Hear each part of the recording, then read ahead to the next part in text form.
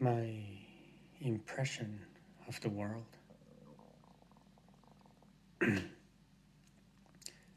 is one that is layered.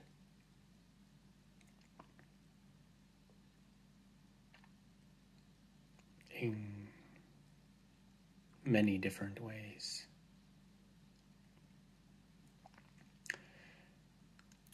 In the earth, there are layers and layers and layers that make up its physical structure.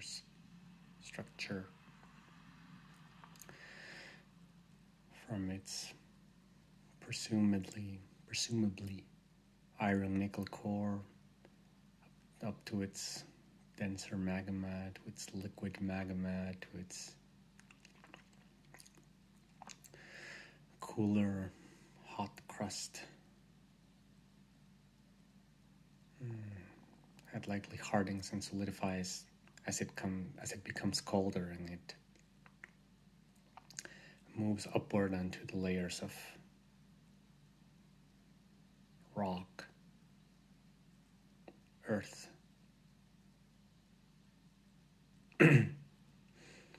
dust, sometimes water, sometimes land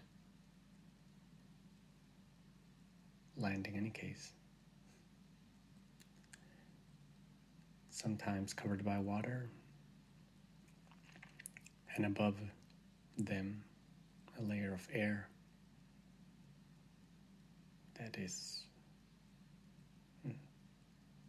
that permeates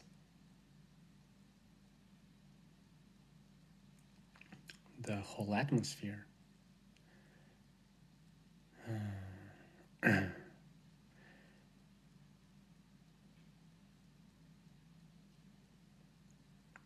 And it penetrates into deeper layers as well.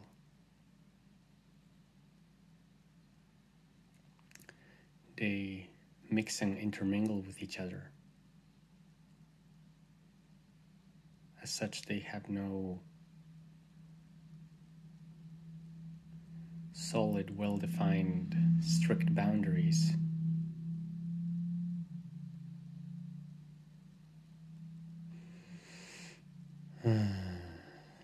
But rather they mix into each other. And yet, they retain a layered structure, recognizable, differentiable layers.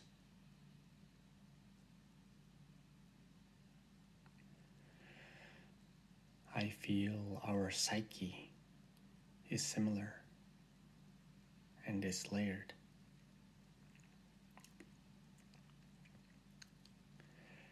I read once that we are made of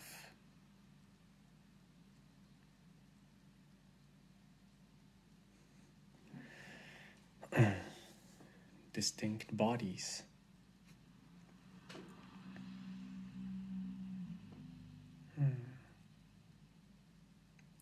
In which we include the physical body that we see, an emotional body around it, a mental body around it, and throughout it, and higher layers.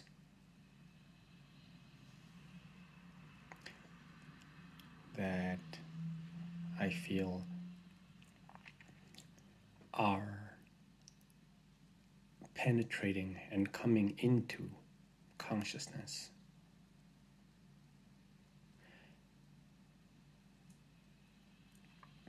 And we are in the process of doing that.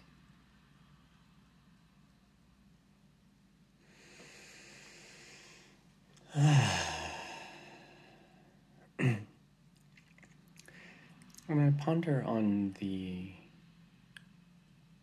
many automated functions that our body holds,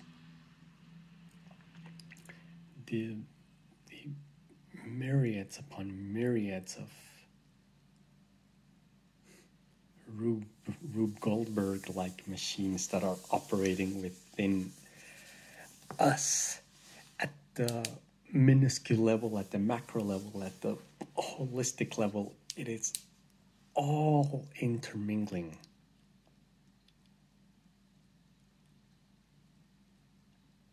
Continuously to keep these bodies alive.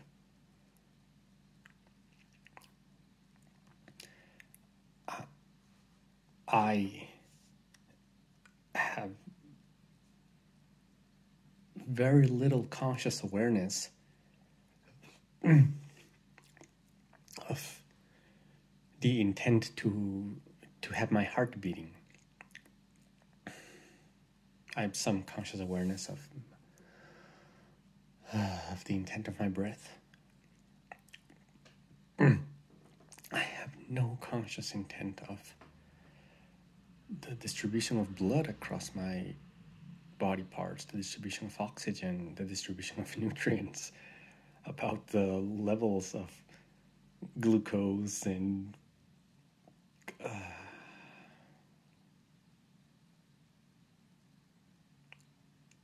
what's the other one? Insulin and the hormones that actually go and transmit the messages for my body to regulate the levels. I have no innate knowledge of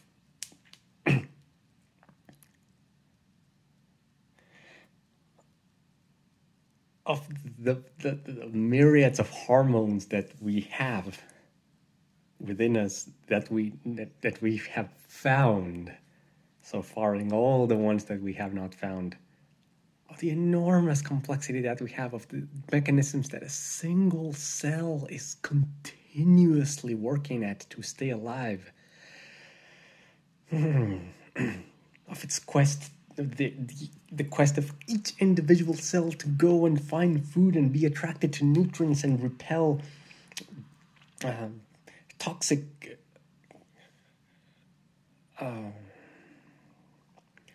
materials, and to interact with each other in the cells, and I have no conscious intent of the mechanism with which our tiny biochemical machines inside our cells are constantly weaving DNA, and they're making and replicating, and in comes the DNA, and it's just making more, and another thread comes on, and it makes more, and it makes some more, and it makes some more.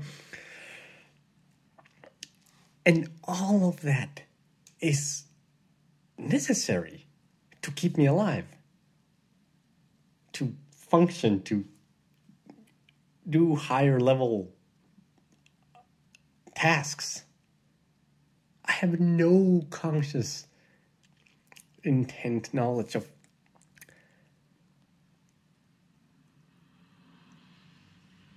the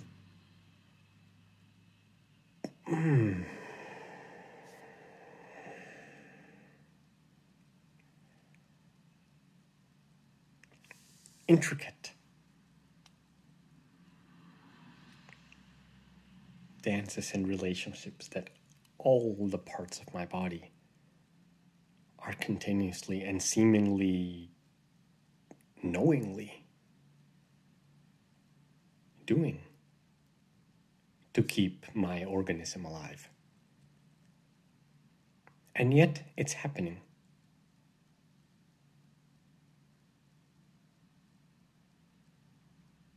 It's happening all the time, from birth to death.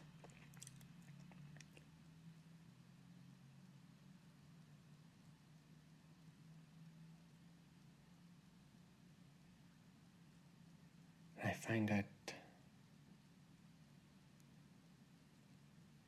wonderful.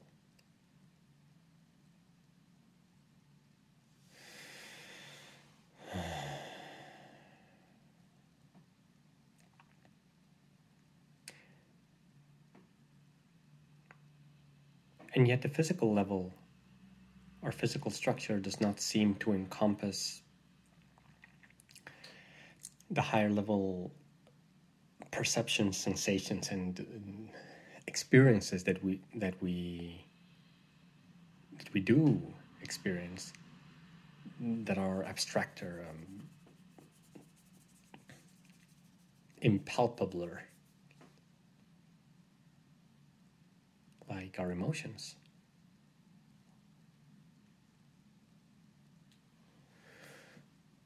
Or our thoughts. And yet our emotions are also continuously functioning. There is an internal ecosystem within us of emotions that if I extrapolate by analogy, is also continuously functioning and working and flowing to keep itself alive.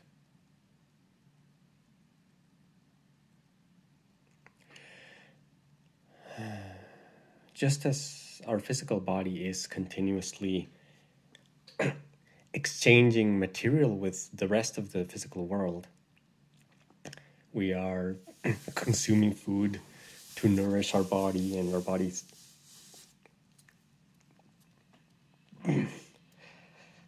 shedding matter that it doesn't yet use, and it focuses and channels them and knows exactly where to go and dispose of them.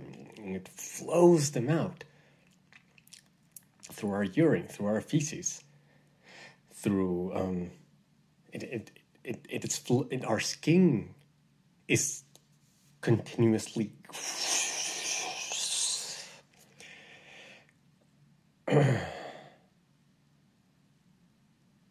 being penetrated by the air around it and humidity around it, and it goes into the skin. And when liquids are put into the skin, they also get absorbed and we also have liquids that come out of our pores, and sweat comes out, and sometimes it's salty, and sometimes there are toxins that come out in the sweat, and the body knows what it's doing. It's such a flow. It's flow within to keep all functioning. Flow,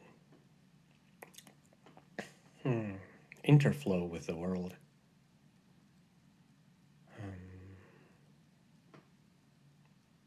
As another part of it. And it is my impression that our emotional body is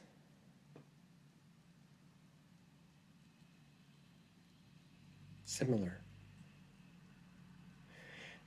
and that it also, as our physical body is absorbing from the world, in the emotional plane, what it feels is beneficial to it, and it's staying away from what it feels is not beneficial to it. And in the emotional plane, these concepts are not matter. These concepts are the emotions. There's anger, and there is lust, and there is fear, and there is joy and excitement and euphoria, and there's anxiety, and there is peace.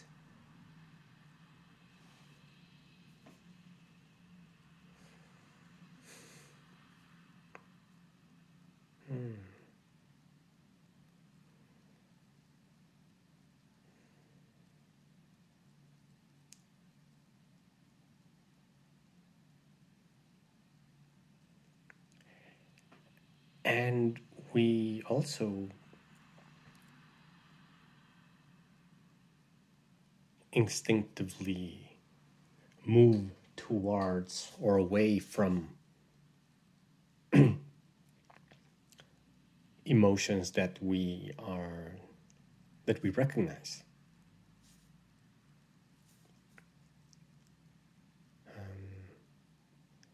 In my particular case, when I feel there is anger coming from a place close to me, I feel a repulsion to it. I do not want to take part in their anger. I do not want to absorb their anger. I don't want to feel it. I know that there is anger, and my reaction is to move away.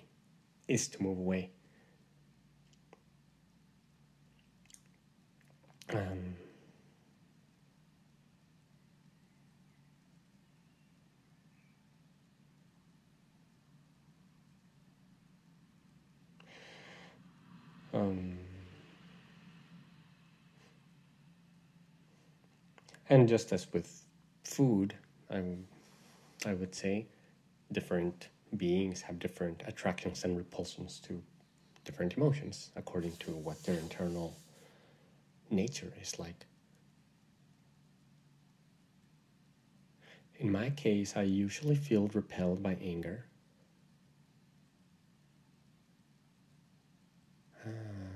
I feel curious and attraction by sadness. When there is sadness, I'm curious to know what's happening.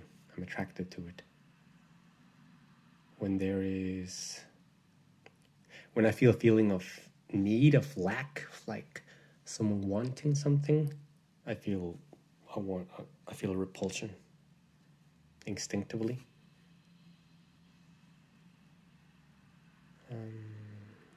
When I feel joy, I feel attraction. When I feel there is joy around me, I feel attraction to it, and I go and feel, what's going on? Can I be a part of it? I think that's the interpretation of the attraction. There is an attraction. And yes, my impression is that in the emotional body there is also a flow that is happening, also happening. And just as with the layers of the earth, they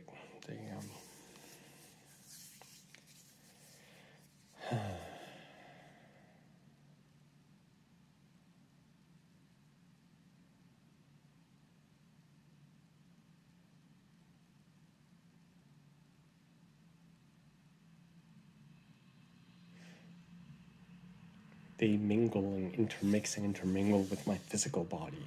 And we feel emotions in our physical body. One can localize in the body often, where do I feel this sadness? Sadness to me feels somewhere in between the solar plexus and the belly, left side.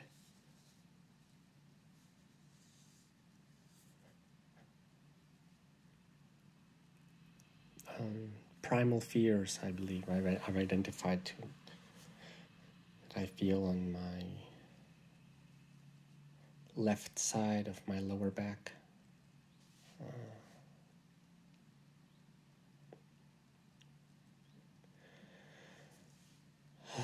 Joy feels here. Joy's like,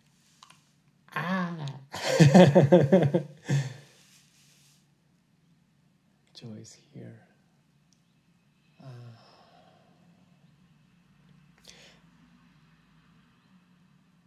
And they likely don't even just have one particular place where it's localized, but likely it's a system. Our bodies are a system, just as our physical body is a system, and having, for example, one leg shorter than the other a little bit, which I have, will cause issues in the whole body, even if they seem invisible or minute. The hip will start to stretch out, the knee can stretch out to compensate, the shoulder gets a little tense, and it's hard to, and it builds up. It can build up if one is not attentive, because because there is some kind of imbalance. And I feel just as much in the emotional body, if there is a source of something that's not in balance, it will affect other parts of it. And while I do not have nor know a map of the emotional body, just as well as we have a map of the physical body, it feels to me that we are, just like with the physical body, we are a flower. We're a conduit that flows emotions in from the world and moves them and processes them inside and well, mixes in with our consciousness to know and to experience, and then we express some of it out.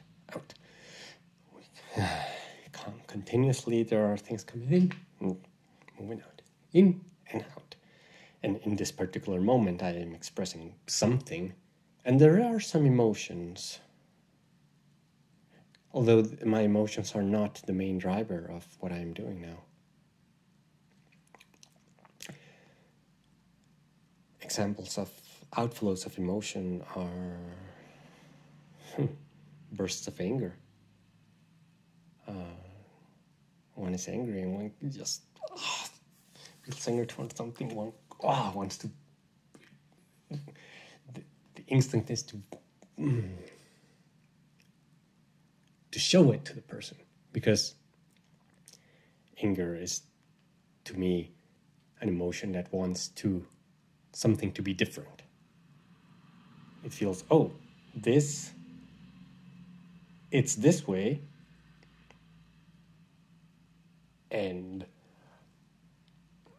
the emotional body has the urge to have it be this other way, and the movement towards it is that of bringing energy to it for the change, whether that be confronting a person who has jurisdiction or influence over this change. Will be, for example, I come back to the example of dirty dishes. Two people live together in a house. One person doesn't do the dishes. The other person gets angry after it builds up, right? It can happen like, the first time it's annoyed. The second time it's a little bit more annoyed, and it stays and festers if one doesn't say anything. And at some point it's too much, and we can express that anger out, and it comes in usually in the form of some kind of blame or passive aggressiveness, perhaps, where it's not a burst, but it's rather like seeping flow that remains because it's not fully expressed. Some of it is still like it's coming out. What people call a passive aggressive expression, I feel, is just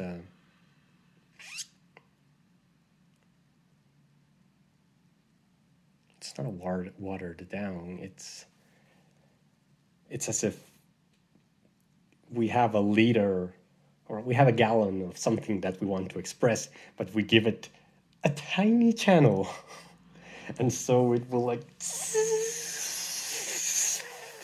come out from ourselves and be expressed, but it won't get the whole thing because the channel is tiny. There's no way that it's going to that it can all be let out through a tiny channel in a short amount of time. And so my impression with passive-aggressive behavior is that passive-aggressive expression is that some of it gets expressed, but it's covered and it's hidden and it's not all of it, and the other person will likely know that, there's a lot more of it where that came from, as saying that anger is not expressed. Like, I feel we have an instinctive knowledge for something like, if there's something passive-aggressive, whatever that was expressed there, that is not resolved in the other person. And that person will probably remain angry.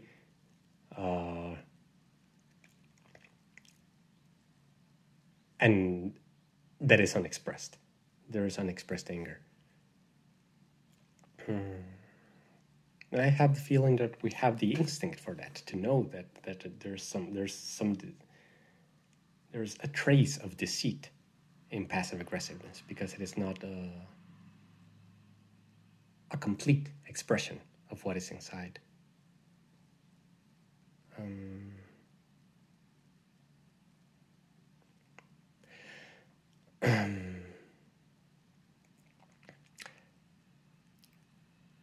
Other expressions of emotions, of course,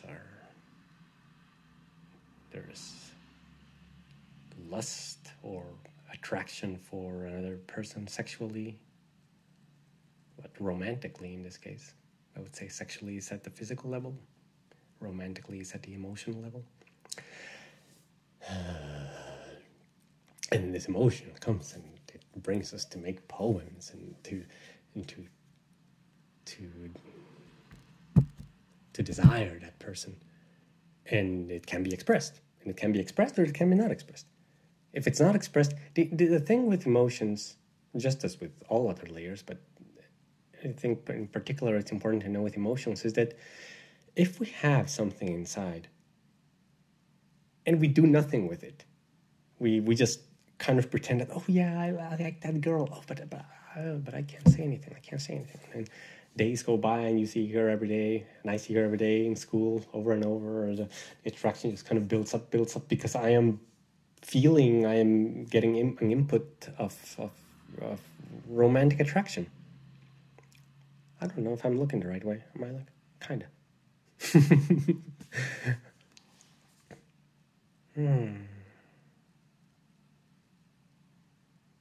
Romantic attraction. And I would say each day if that happens, the romantic attraction just kind of builds. It builds up. And there's some more, and there's some more, and there's some more. And if it is not expressed because of shyness or not an opportunity, anything, or shyness and shame, similar. If it's not expressed, it builds up, and something that builds up will naturally make pressure and will saturate our organism. And just as with the physical body, I feel that's not healthy. It's not a healthy thing to keep something inside and stagnate. Have it stagnate and not move in the direction it wants to. In this case, an attraction for a girl.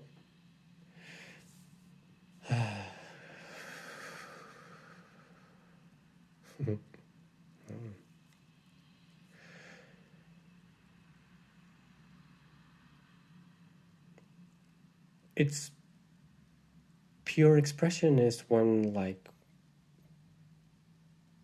I imagine seeing in children. Simple attraction. Oh, there's a person there. Go over there, and there's an attempt at connection.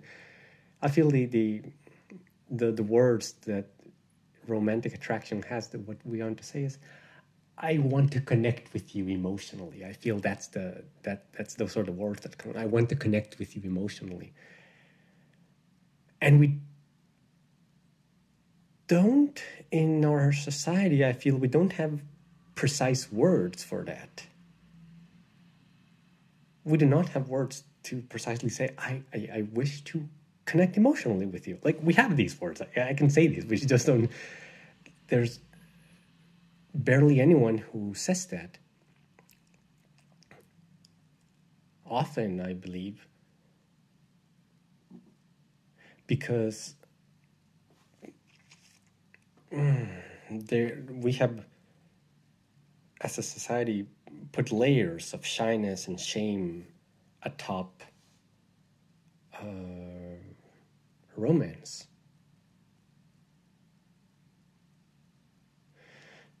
And it is difficult to express across layers that are covering it. It's like there's a plastic covering on top of it. I'm trying to something wants to come out and cannot, because it doesn't have the freedom to explore actually what it is that we actually want to say. Like, I think this is the first time that I give words to what romantic attraction is. Like the words, like sexual attraction is more along the lines of I like your body, I want to touch your body, I want to connect with your body physically. And likely sexually as well. Like there's an attraction of the body. But then there's also there's also, I'm going to call it romance, which is the attraction of the emotions. Sometimes it's just it's subtler than touch. It's not like I want to touch you. It may include it, but also sometimes it's just like I want to connect emotionally with you.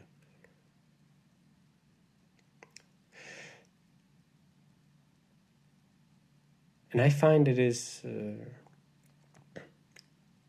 fairly seldom that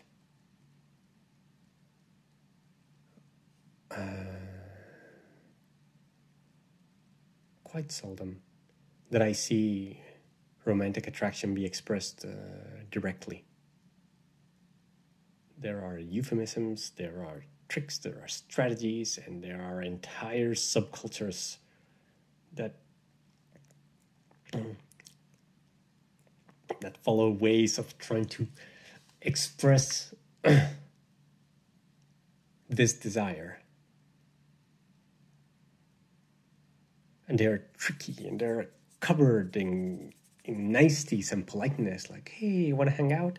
Or with excuses of, hey, I happen to come over by your neighborhood. Do you want to grab a cup of coffee? Like, yes, there's expression of interest. There's truth in what is said. I still feel that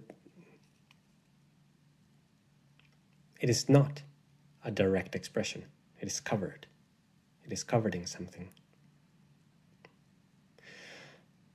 And I do not assess whether this thing is beneficial or helpful or hurtful, beneficial or detrimental.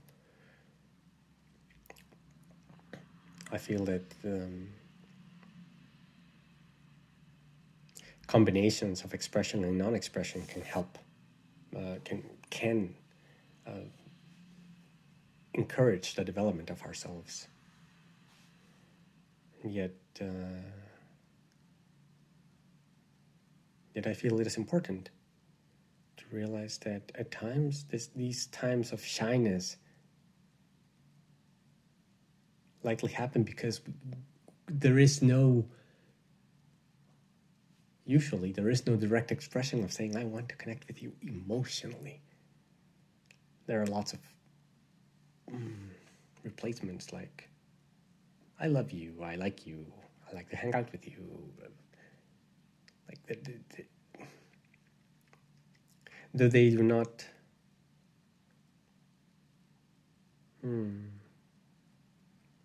they're not as precise, I would say. I feel it can be a complete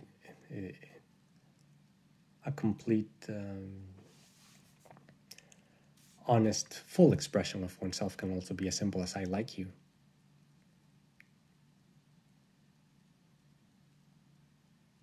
Though in my understanding, the precise words that I understand as that is what the emotional attraction is saying. It's I want to connect with you emotionally.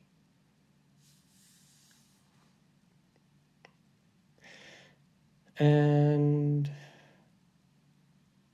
what else?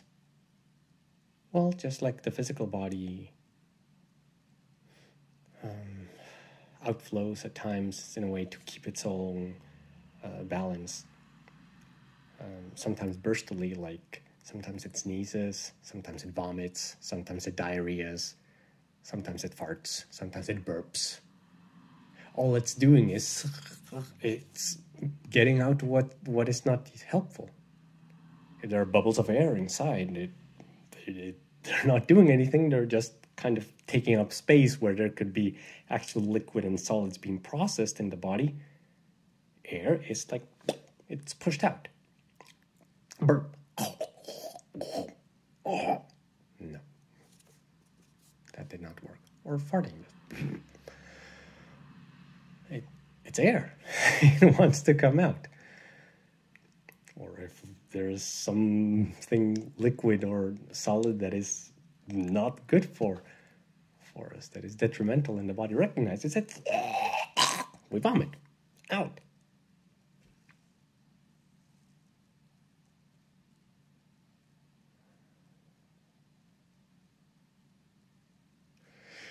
Just as much with the emotions, I feel.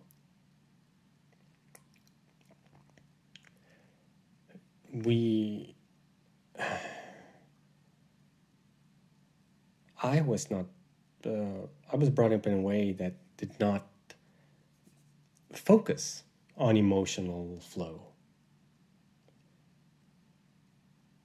And I feel it is beneficial to know that about ourselves, that there is a flow of emotions moving through us, and that it is healthy to keep it flowing.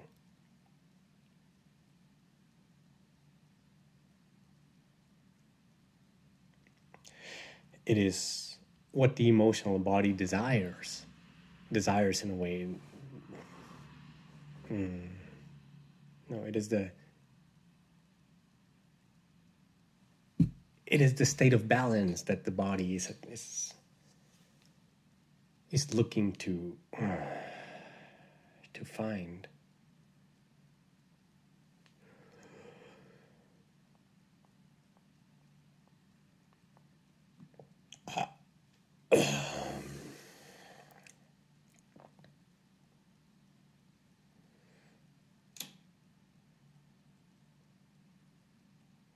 Burp. And as such, I feel this information is especially important because it clashes with the current common conception in society that there are some emotions that simply must stay inside, that simply must not be expressed.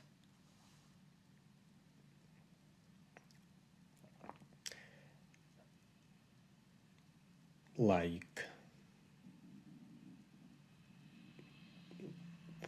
well, it's very culture dependent. There are cultures where anger is almost unholy to express in polite society. Or lust. My example is lust in the workplace, for instance. There are workplaces, corporate workplaces, and people walk around, and there are men and there are women, and there are attractions going on all the time. And, well, sometimes it's said, sometimes it's expressed and actually acted upon. But they are often silent because that's just not what is good to do.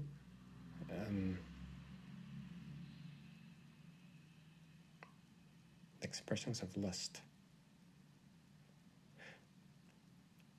Yeah, that is an example. It doesn't seem very good. Simply as a child, when one is growing up, and one is crying, don't cry, don't cry. Stop feeling sad.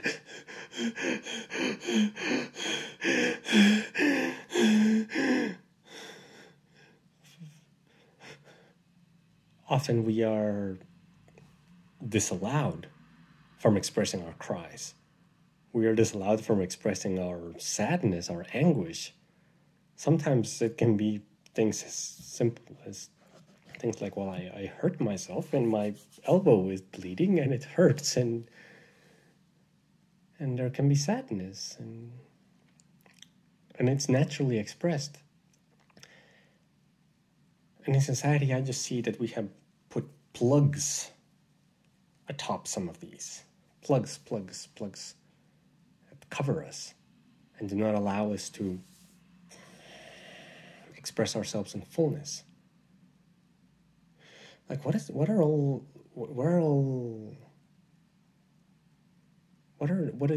lust that I feel towards the people around me? Is there such? Yes, there is such. There are people that would deny it just because that's just not something even to mention at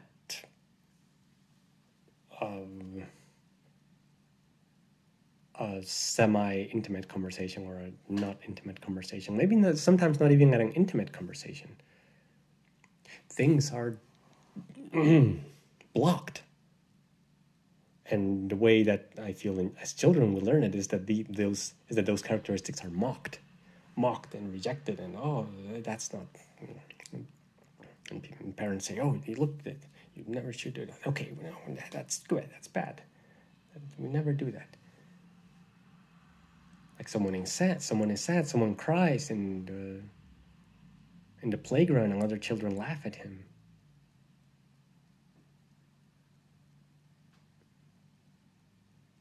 In a game of trying to gain territory or power or status over each other.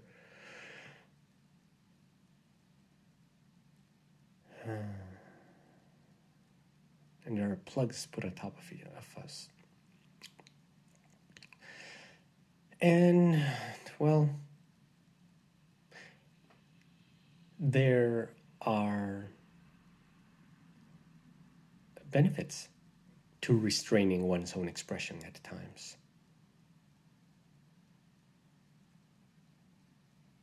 It is true that we likely do not want to just express whatever is in the moment, in that moment, and to that person, and in the exact way that we want it right then. It may not be helpful. Just as with the body, it's not helpful. It's sometimes not helpful to just pee if I feel like it. If I feel like, I want to pee right now, pee. If I want to vomit at the table, for example, I feel like I want to vomit, but maybe I should do that somewhere else, not at the table. Like, I feel that, yes, there are regions and areas that are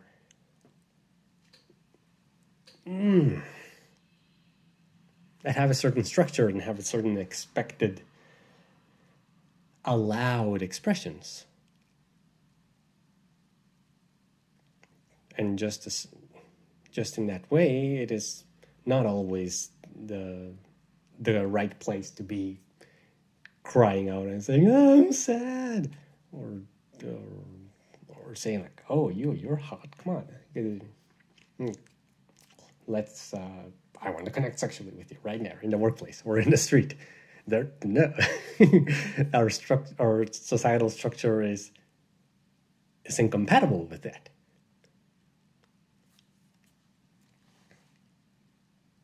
In most cases.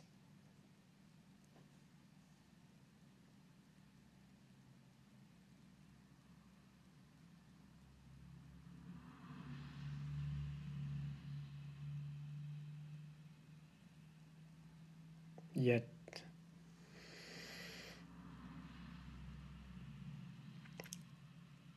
it's important to know that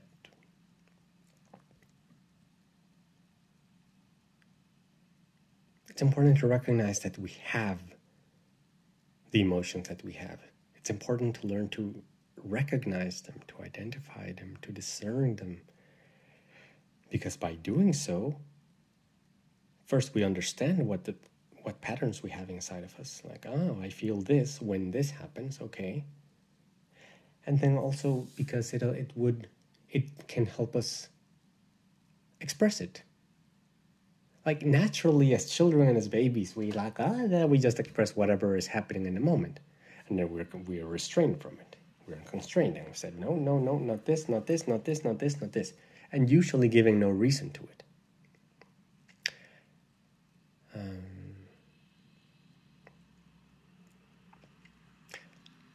And most, when I see around society, I see adults that mostly do not allow our expressions as we did when we were children.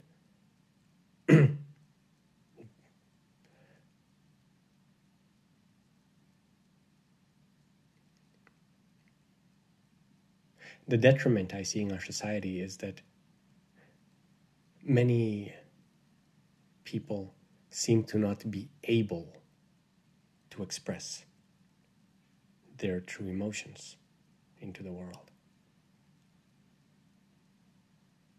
The ability to express, the capacity to express.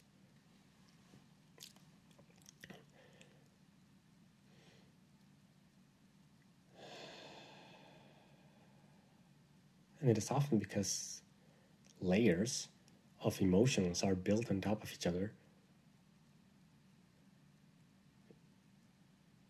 usually in a way that keeps it locked, hidden, and somewhere inside of us. And maybe sometimes lifelong. And these I identify with the emotional traumas that some psychologists and healers I did mention. They are, yes, some kind of wounds, some kind of blockage, some kind of concentration, pressure, something, some imbalance inside our emotional body that was not yet processed. And we are learning to process it. Our physical bodies have somehow learned to be almost completely self-sufficient. And by self-sufficient, I mean self-sufficient from conscious interaction. The physical body requires very little conscious interaction to function, to continue, to survive.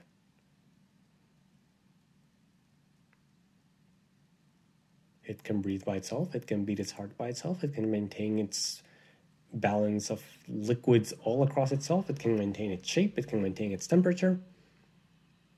It's good. It can recognize when there are foreign agents, and it knows how to get them out. It's good. When it needs help, we do something about it, and we put a band-aid on the scratch, or we ask a doctor to put us to sleep and fix our bones.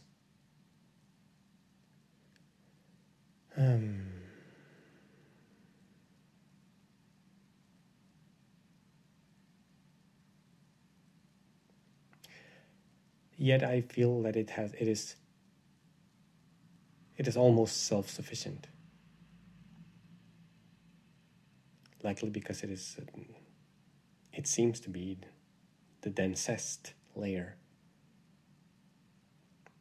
and has likely had more time for its layers to sediment, for its framework to sediment enough to find a stable platform, reliable enough, dynamic but stable. And it just knows how to do it because it's done it so much. And perhaps in the past, our bodies did require more frequent conscious interaction with our bodies to keep it running. I think, for instance, of reptiles. They are cold-blooded, and so it is important for them to regularly go out and seek warmth, seek the sunlight to maintain their warmth, because they, as I understand it, they have no self-regulation of temperature. And so it requires some kind of conscious interaction. We don't need that. We as humans, we can just be, as long as it's an okay temperature, the body can heat itself up enough. It can heat itself up, it can cool itself down. It does not require conscious interaction to regulate its temperature anymore, as reptiles seem to do. So our bodies, physical bodies, seem to have found a reliable infrastructure that has been built up, perhaps through consciousness as well, and now very little like that. And now I extrapolate that at this time we may be perhaps learning to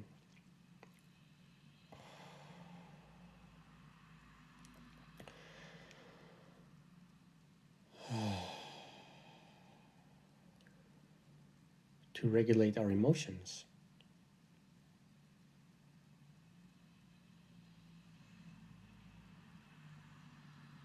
Analogously.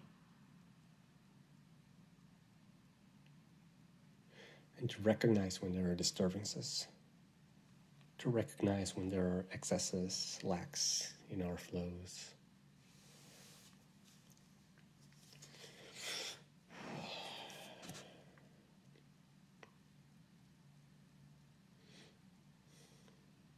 Perhaps depression is a lack of joy. What does that mean? How can we help ourselves to find this joy, to experience more joy? It is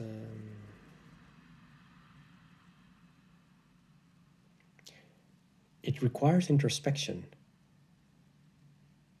It is helpful to share amongst ourselves what we have learned, because we share many similarities in our physical body and likely also in our emotional bodies. And yet the particular shape, the particular blocks and lacks and stagnations and pressures that have built within us are unique. They are unique. They are associated with unique memories, unduplicatable. They cannot be transmitted fully through words. Our experiences are unique, and only we have access to fully understand them, to fully dive into them and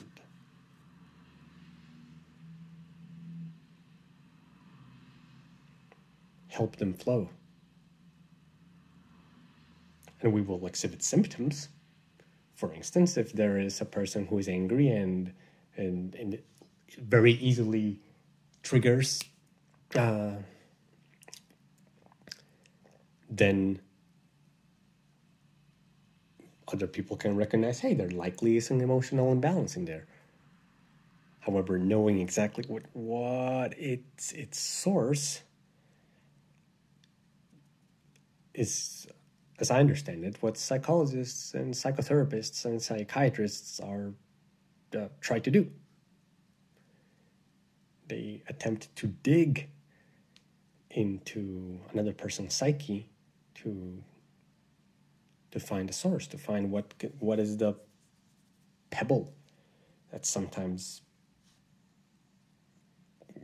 is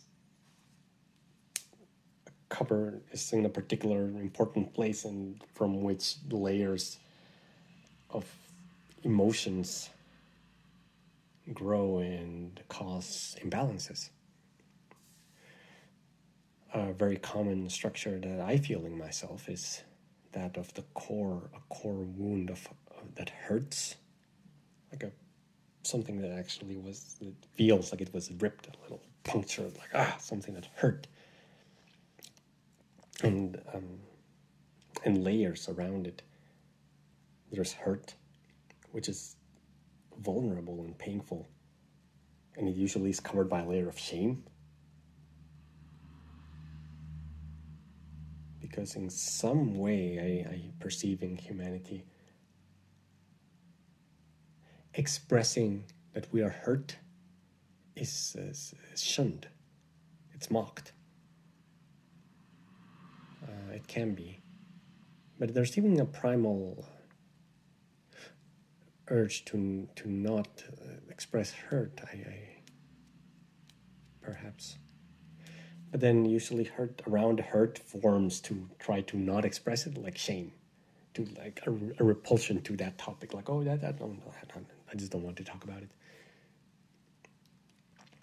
Which often, I would say, perhaps causes for the shame of sex.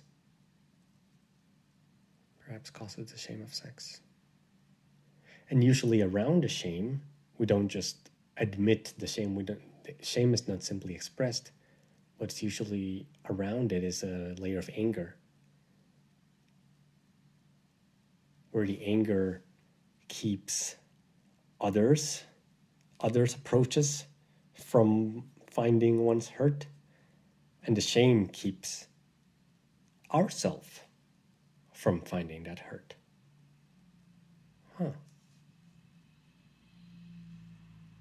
And the hurt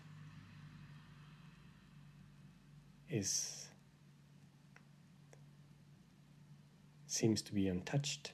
It can go untouched, yet stays there. And while it stays there, those layers remain there, and they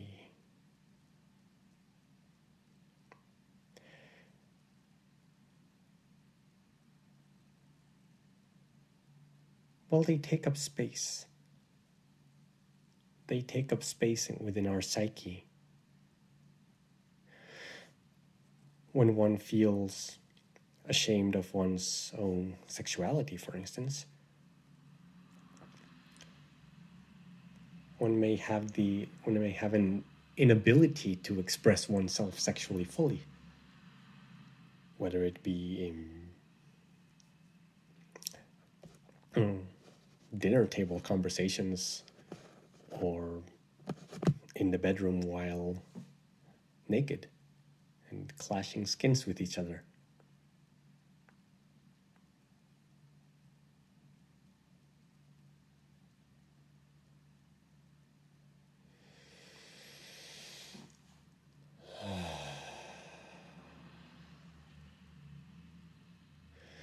And psychologists and psychotherapists, as is usually known, their method is one of asking the other person to talk, asking the other person to express what can the person find within oneself.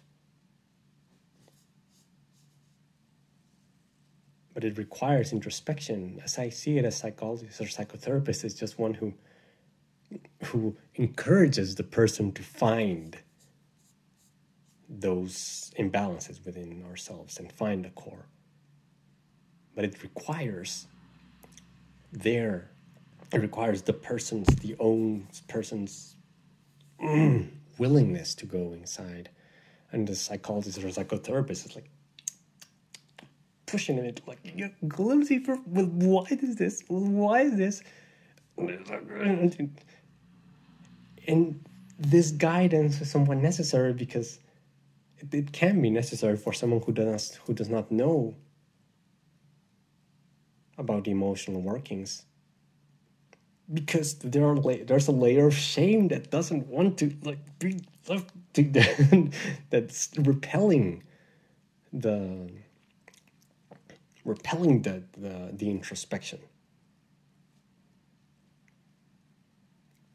And so when one can feel, oh, this is when it's something that hurts itself, but then one makes up an excuse and gets distracted, puts the blame on someone else, or justifies it by something else, or finds oh yeah, that's bad, but the good thing is that this like sometimes the core of shame is like it diverts the energy of the introspection, and it requires guidance to remind ourselves, no, but we want to know the thing. What is the thing that sources this imbalance?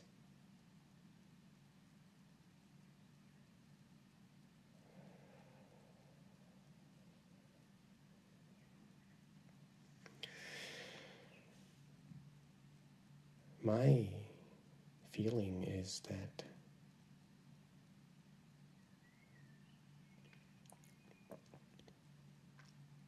it behooves each of us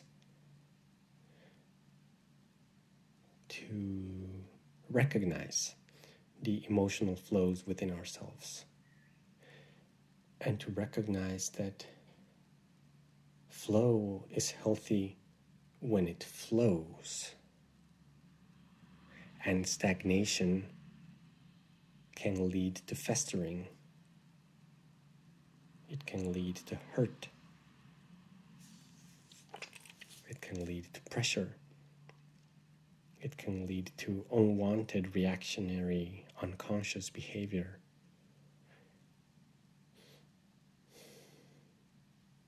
It can lead to bursts of anger. It can lead to bursts of depression. It can lead to bursts of euphoria. And each of them at an excess, in excess, can hinder our development, can hurt our beings or others.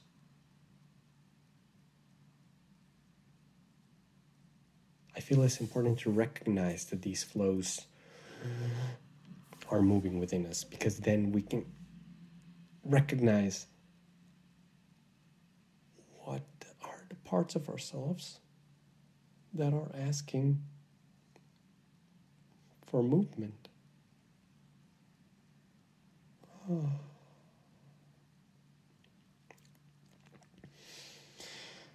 That are asking for flow.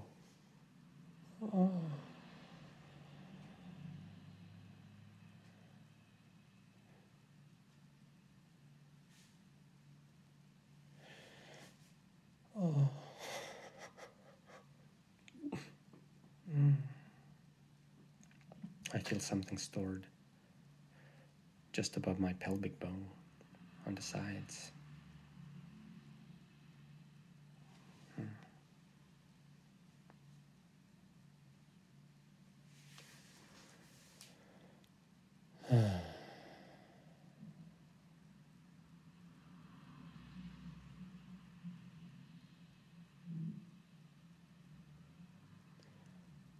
And when one allows them to express and to come into consciousness, then through our consciousness, we can choose to do something about it, and to at least be aware that it is there.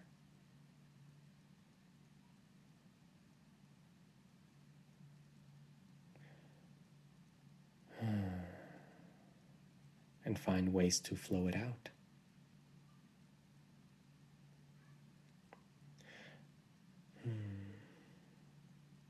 Or perhaps to flowing something that was missing, like colorfulness.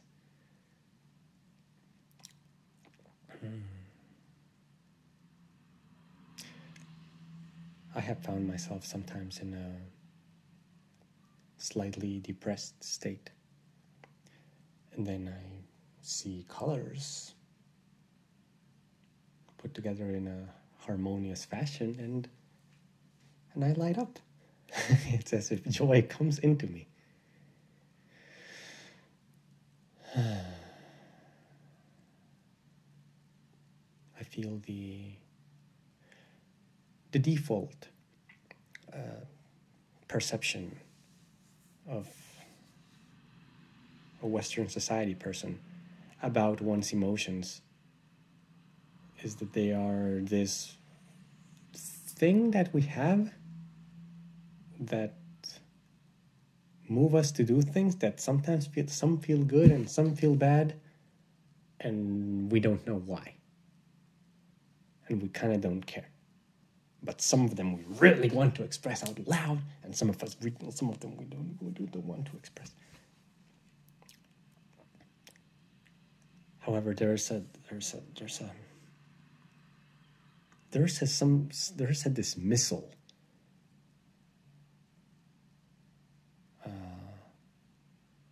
from society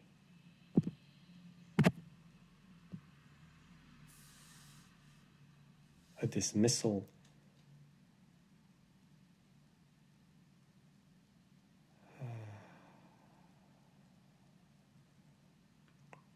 almost of the existence of emotions. They are dismissed as impalpable,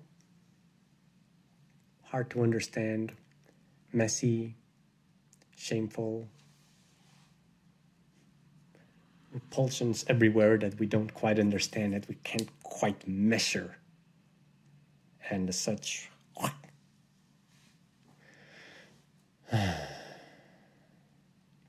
likely preferable to let it be, whatever it is. And I don't care, and I will make it better by improving in the physical world, like by attaining things and getting more money and being healthy ourselves and our body, or perhaps by mental development or mental tasks, which can be as easy as just distractions along the mind with the phone.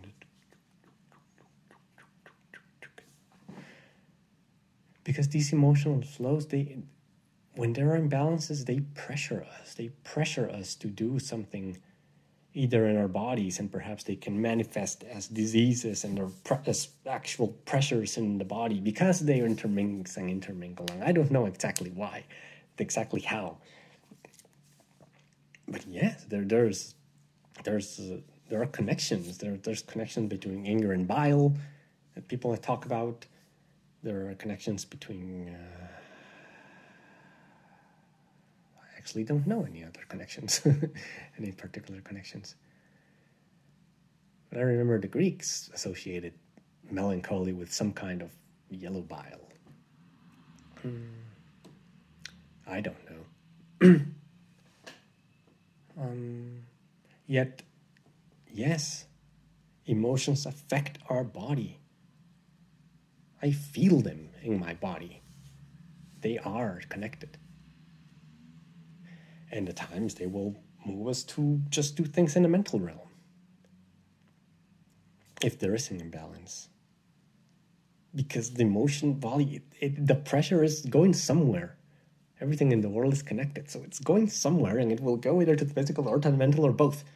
And the physical, it can manifest as disease, and in the mental plane, it can manifest as being distracted and wanting to be like something else. Oh, I want to do something, and anxiety, and you don't know why, usually because we have not introspected into the emotions and we don't know. Yet, what is it that we are like in our emotional body? What is our emotional body like? What are its uniquenesses, its memories, its held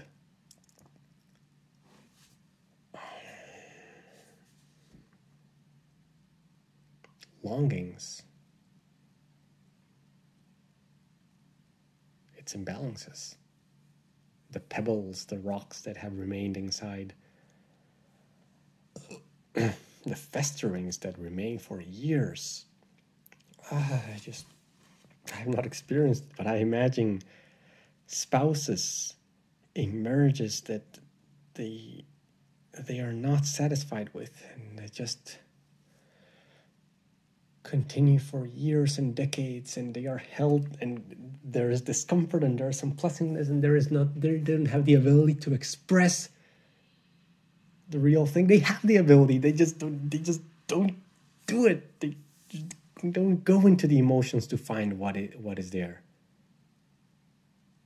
to perhaps find what it is that is missing, that is not expressed, that is different from what they would like it to be.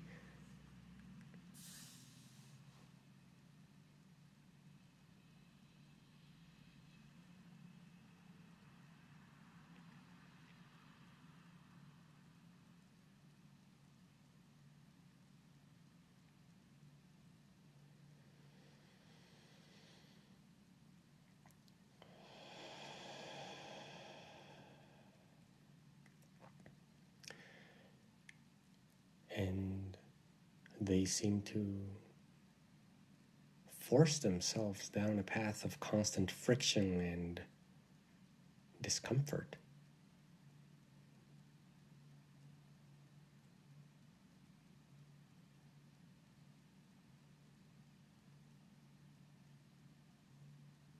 It feels wasteful.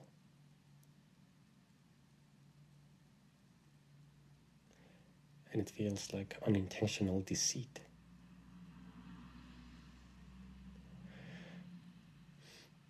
Because spouses can pretend to be satisfied with their relationship and be very clear that they are not, and yet not know why.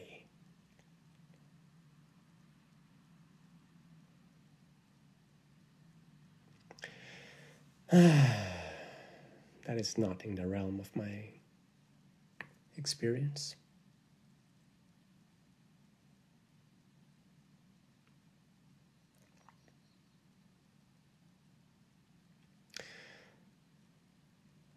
I emphasize that knowing that our emotional body is continuously flowing emotions from the world and out into the world, and within it, it also has processes that move and change.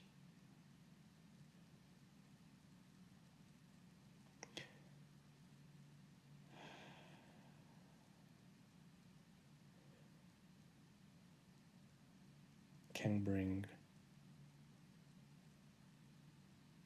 wonderful benefits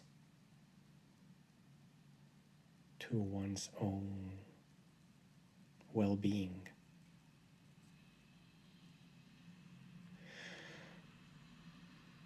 Because by then finding stagnations and imbalances, we can allow them to flow and to move. And number one, we learn how to do it. We learn more about ourselves by doing this. And number two,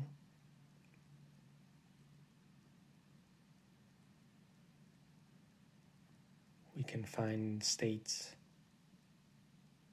of peace when we are not pulled along by emotions that we do not see within ourselves. Because when things are flowing, the emotional body is healthy and it can continue to develop in a healthy manner.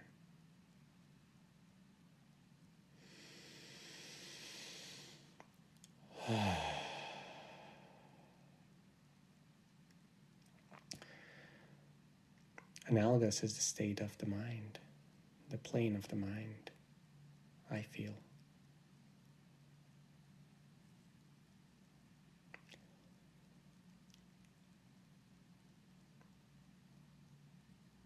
A lighter level, a subtler level.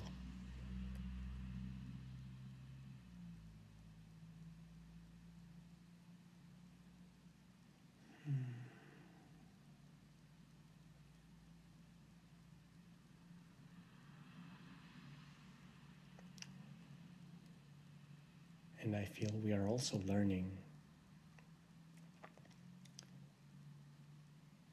to regulate the flows in our mental bodies.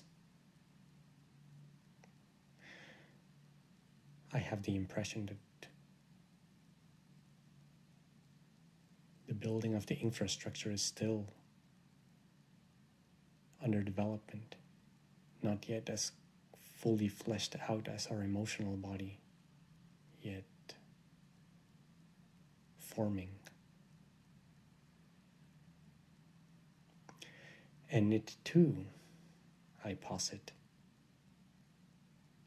involves internal flows and external inflows and outflows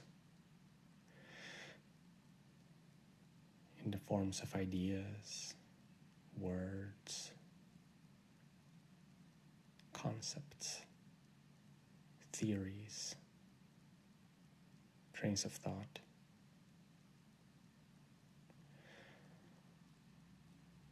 Patterns, mathematics,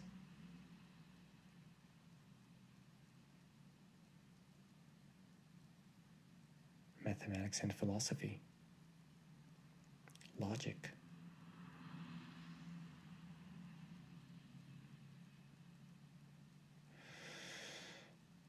And they flow out through more of these.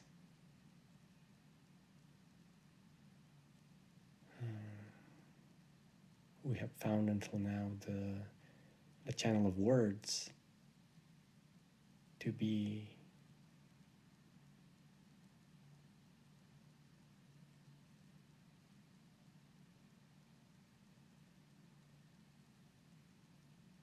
an adequate one.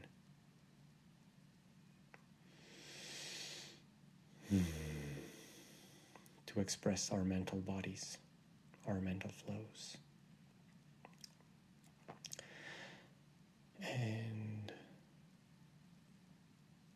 And though our mental bodies may not yet be fully developed,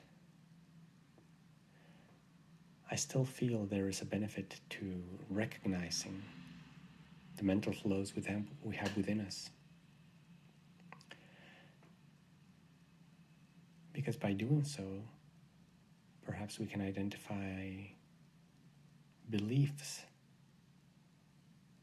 that have entered us and have remained stuck within us for some reason or another.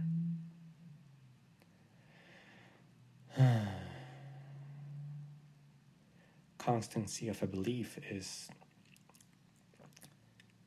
sometimes praised and desired in society for a constancy of belief can also help create phenomena like loyalty and coordination and such. Yet at the individual level, when something is stuck, just as with the other bodies, it can cause harm. It can cause imbalance.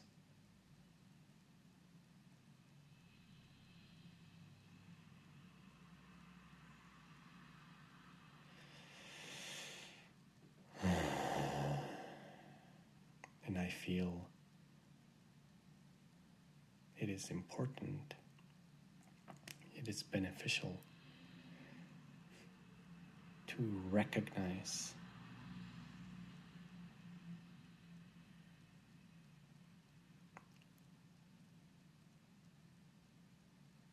what beliefs we hold,